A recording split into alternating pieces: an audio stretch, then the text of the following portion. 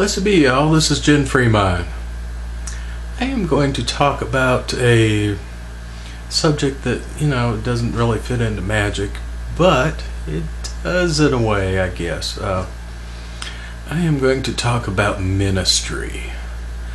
And when you think of ministry, you think of a Christian church usually. And, somebody who stands up there on the pulpit and gives a message and that sort of stuff. About 6 or 7 years ago, I was doing my Reiki training, and I went and got one of the online ordinations for legal purposes. And I had no intention. One of the things that I have never ever wanted to be was a minister. And, probably a year after that or so, somewhere in there, I am sitting there in the shop that I was doing tarot in one day and thinking about things. And it hit me that I was a minister. People always came to me with their spiritual problems. I was very involved with my UU church. I did services on Sunday, all that sort of stuff. And it just hit me. Well, you are a minister, aren't you? Yes. Oh. I was watching some videos today. This woman talking about, she is questioning a lot of the stuff that goes on in her church, and how she sees that it is not biblically based, and waking up to the fact that a lot of the rituals and stuff that are practiced in the Christian church come from pagan origins. Because paganism was folded, all those rituals were folded into Christianity, so that the pagans that the Romans were trying to Christianize at the time, it wouldn't be as big a transition, let's just put it that way. It was something that they could identify with. And most Christians don't even recognize that. They don't recognize that. Another thing they don't recognize is that there were many different competing forms of Christianity before the Orthodox Christianity that we know today began. And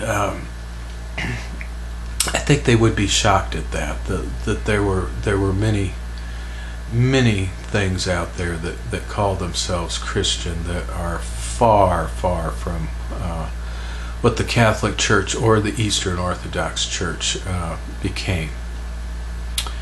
I'm getting a little bit off the subject there. In my ministry stuff, one of the big things was money. I personally, I didn't get paid for what I was doing. We did not have the money for a paid minister. But trying to motivate people without fear and,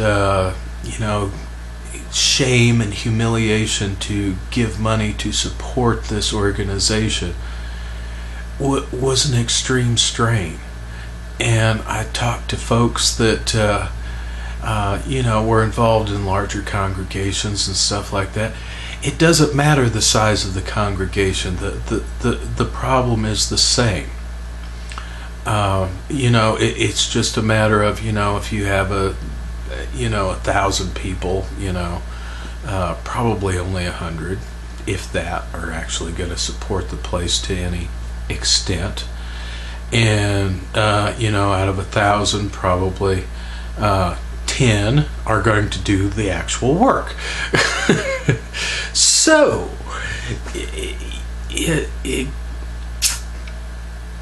most people want to sit in the pew and get spoon-fed something.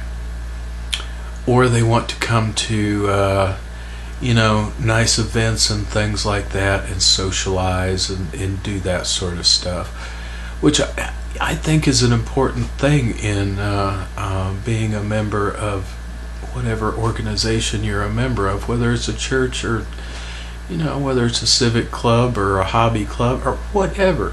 That is important. Getting the money to try to support the building and all of that stuff is, people forget about that. They think everything should be free, which it's not actually. And when we had a dinner or something like that, we didn't require that you donate money to come to this dinner or anything. And but some people saw it as a right or something like that, that people were going to bring food and they were going to eat it. They weren't going to bring any food. We didn't turn anybody away.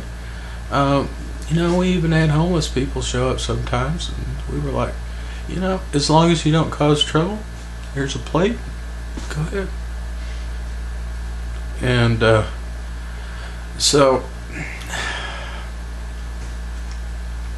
I never did really figure out a way to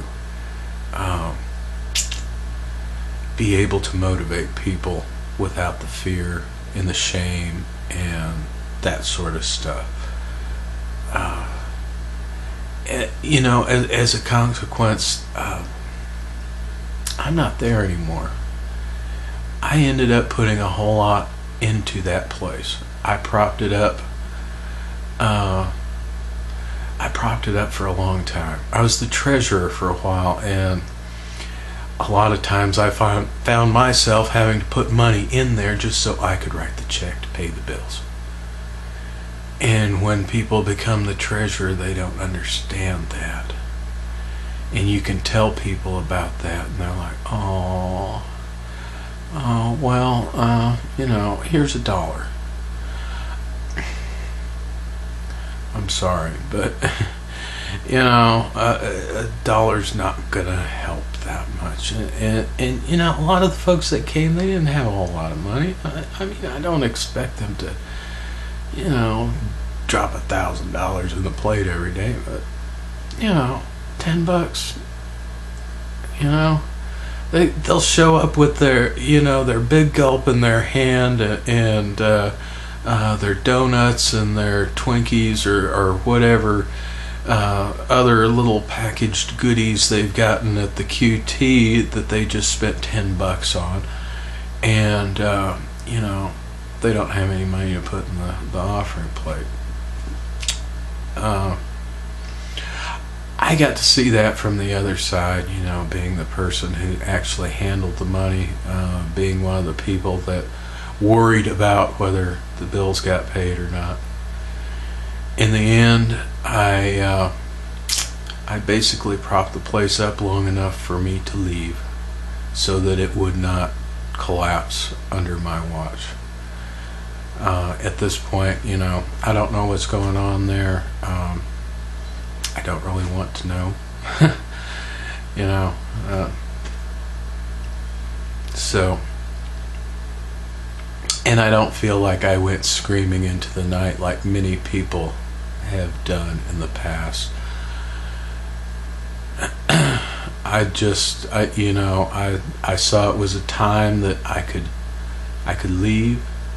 There was nothing left for me there, and other people were doing their thing, and I just decided I am going to take care of myself, and I am going to get the hell out of here. And that's what I did. I moved to another state, and there's challenges here and stuff like that, but all in all, I am not under nearly the stress I was.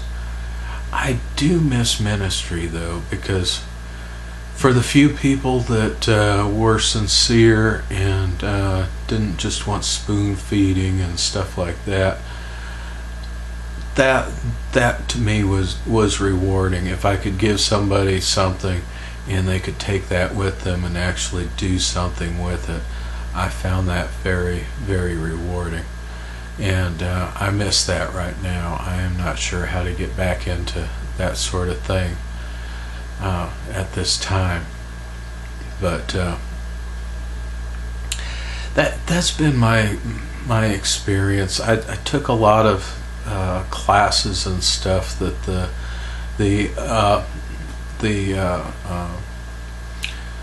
larger organization that this church was a member of put on. And a lot of those things told you stuff like, you always have to have a mortgage, because if you don't have a mortgage, nobody's going to give money. You have to have some sort of emergency, like every 6 months to a year, like the heat broke or something like that, to get people to donate. And I found that a form of manipulation. I really, really did. And I don't really like manipulating people like that. But it seems that in order to keep an organization alive, you end up having to do those sorts of things. And I understand somewhat why, big preachers and things like that, at some point, they have to keep supporting that lifestyle that they have become accustomed to. They've got $500,000 electric bill or something like that for a mega church, and